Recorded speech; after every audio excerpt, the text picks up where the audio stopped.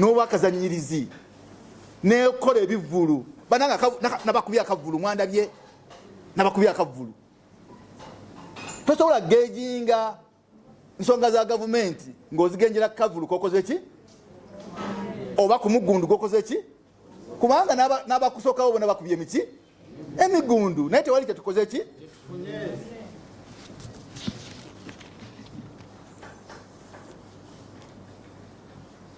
whereas we can excuse the principal for failing on intellectual and policy engagements, he has no convincing reasons for being absent from political and civil action. Otto, and he is the real president of Uganda.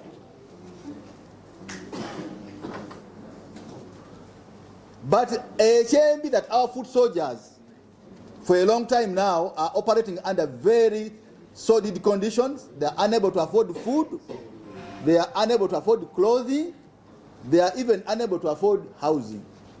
They live literally like beggars and the beneficiaries of handouts. Tosobola kubanga okunganya abaana nogamba be foot soldiers naye ate nga bebasinga okuba obubi. Tebalya mmere, tebalina gye basula, tebalina kye bambala.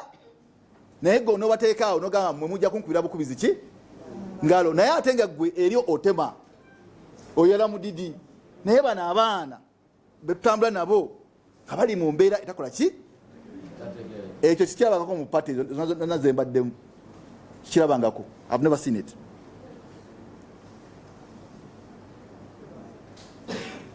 Now we have asked Mr. Kyagulanyi to transit. Many times we have start with him, Netumugamba, let us transit from your artist way of life now to being a political leader. Ebyejemu ebyamasape ebyobuyimbi okoleje ofuko omukulembeze omutuufu naye alemereddwa tumulemereddwa yatwagala kuba reportingira nti tulemereddwa, and we think that he cannot now handle the present challenges.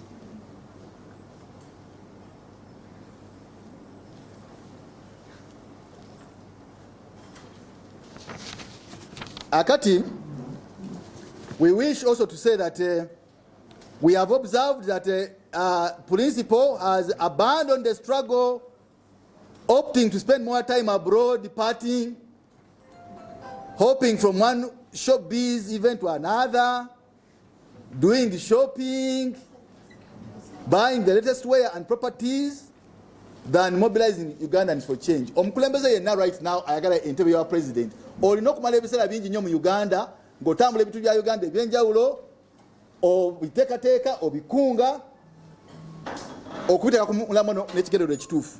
Tosobola kumala ebiseera bingi nnyo ku nnyonyi na wabweru wa Uganda. And when he's in the country, he's parting away at weddings, mbaga, birthdays, family holidays, boat cruises, na kuyomba na bayimbi banne. As the opposition leader now, he has done the least political activity in spite huge flows of from several corners. Now the right place Mr. Kyagulanyi should be, as the DP block enomujulire bulungi,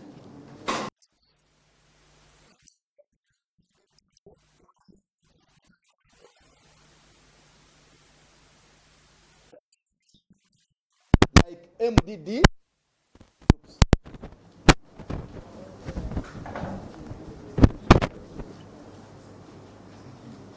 Noop has had an able team of them on board. They are very, very credible people. But instead of bringing them on board, we see only a cult like a Kiwetere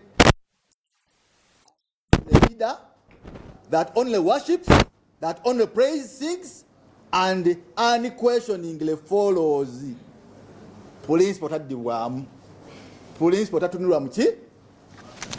Mukamwa.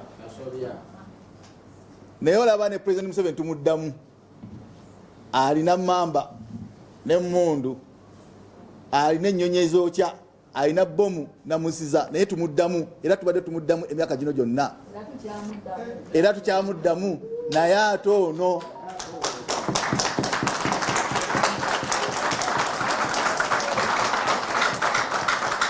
atana yadde n'akambe oba akasaale.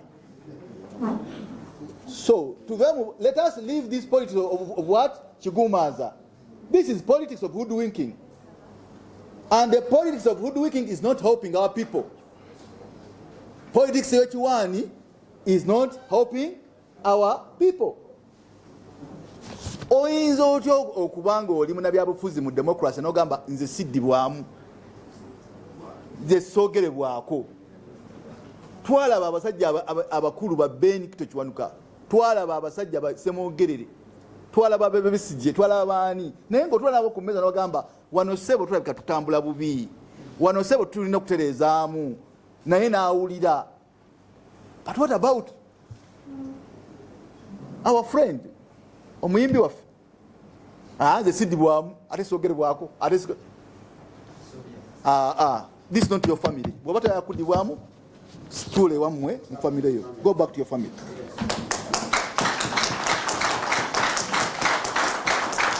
Its relations with the NUP.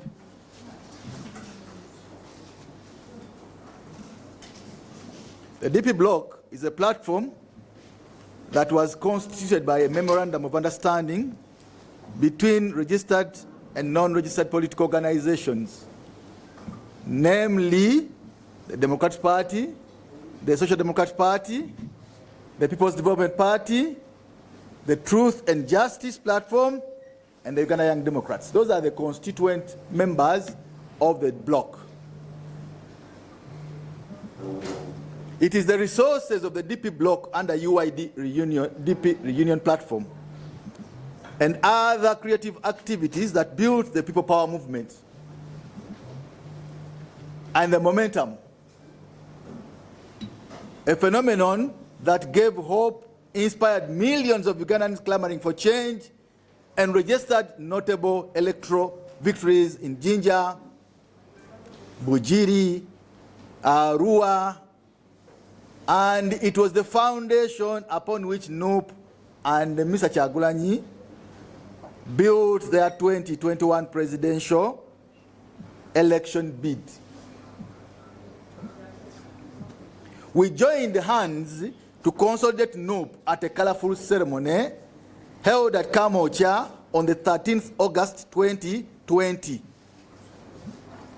But since then, there has been gradual decline and efforts to salvage the initial plan.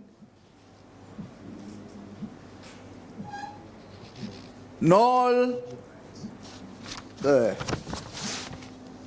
offer a new direction to the struggle have been futile. Mwena mwenda mujukira olunaku etwayambala aproni netuyingira Ekamocha netugamba nti bloka kati yegase kuki wali lunaku lwa 13 August 2020.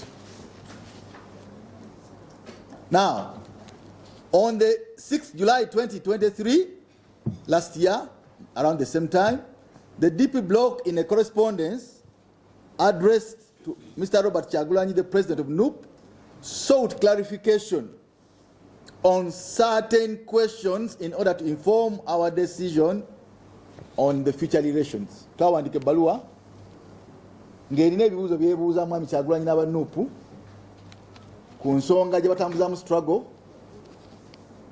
era yo twagiwandika omwaka gumu emabega. For nearly 12 months now, there has been no response to the questions raised, and relations have gone from bad to worse. Okuba ebbaluwa era yawandiikibwa teddibwangamu, naye ate era tulaba embeera eyongera kusajjuka. The DP bloc has been able to conduct independent research and fully analyze salient questions currently in the public domain, and now wish to declare to all its members and the general public that it has taken a conscious decision to terminate all relations and cooperation with the National Unity Platform.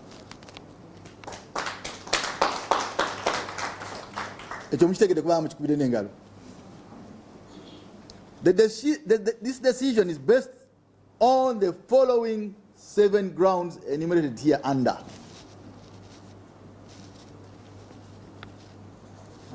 The first ground is that we have found our brother incompetent as a leader of the struggle for change. When you contrast the opposition leadership now and the leadership before the emergence of Mr. Kyagulanyi and NUP, the present leadership manifests glaring incompetence in carrying the mantle of the struggle for change. Waliwo ebituli bingi nnyo bw'otunuulira obukulembeze bw'oludda oluvuganya olwaliwo n'otunuulira obukulembeze bw'oludda oluvuganya kati olaba enjawulo ate olaba nti waliwo ebituli bingi nnyo.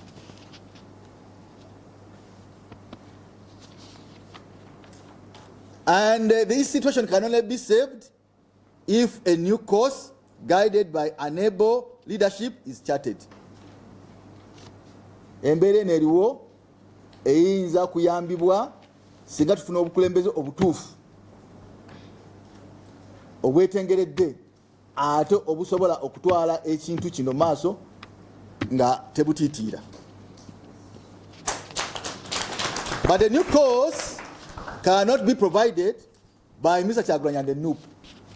Fenga aba DP block tulowooza nti bwe tuba abokutwala struggle maaso abakulu abo tebakyasobola kukwata nsonga eno nagitambuza nga bwe yali etambula era nga bwe erina kukola ki kutambula.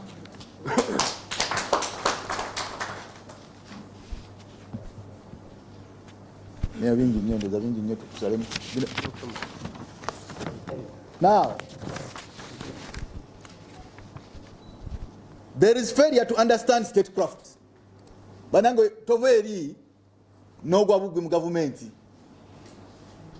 Nebe bwa kabaka ne bwali bwa kabaka mu abamanyi obwa kabaka. Omulangira n'ali engoma ateekebwa era oluzaalibwa ne bagamba yo nagenda okulya engoma ateekebwa. N'olwekyo ne bwa kabaka toveri n'ogwamu bugwi nti kati nze kabaka. Kye kimu n'obwaki n'obwa president. N'olwekyo bw'oyagala okukulembera eggwanga olina okuba nga oteekeddwa bulungi ate era nga n'omanyi n'ekyokukola. Kakati waliwo ebintu byetuyita they are complex statecraft and public policy. And the public is often disappointed when leaders in NUP fail to comprehend simple terms like fiscal policy, classified expenditure, and even budget supplementary. Very simple terms. And when leaders are always absent from intellectual discourse, waliwo abantu abatayagala bamusiba ttaayi, abatayagala bamwogera luzungu. Naye oba okulembera eggwanga olina okukola naabo because ojja kukola nabalala bonna. And our leaders there have spared no time to learn, rendering them not only clueless on public policy and manifesto issues, but also on the direction the struggle must take.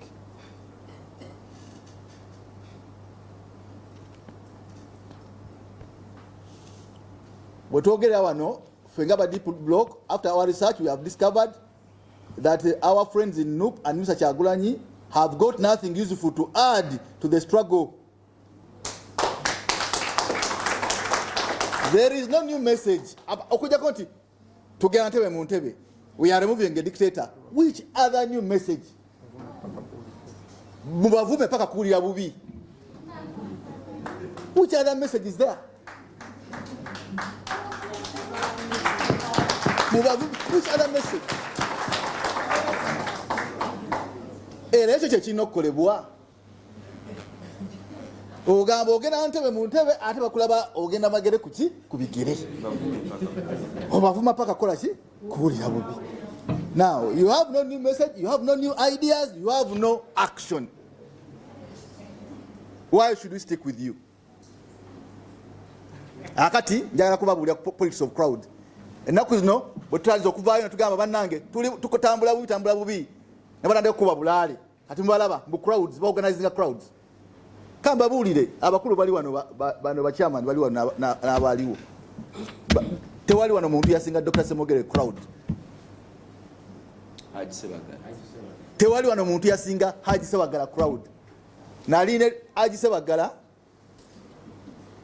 navana ye London mu Nnyonyi 1 million match netugwa Entebbe ku saawa 3 ng'enkuba etonnya abantu abasanga mu Kitoro twatambula okuva mu Kitoro kuva saawa 3 n'eddakiika 45 twatuuka Ekisaasi saawa 8 ogw'ekiro. That was the typical 1 million match at time. Where did Sebagala end? Did we take power? No. Kati Sebagala ne tumuleka. We had a gentleman called Colonel Dr. Kizza Besigye. Actually, the crowds we have seen with the Colonel Dr. Kizza Besigye have not been seen anywhere. But was power taken? No. The crowds we have seen, we saw, and we keep seeing with Mr. Kyagulanyi. Nene. So, crowds have got nothing to do with removing a regime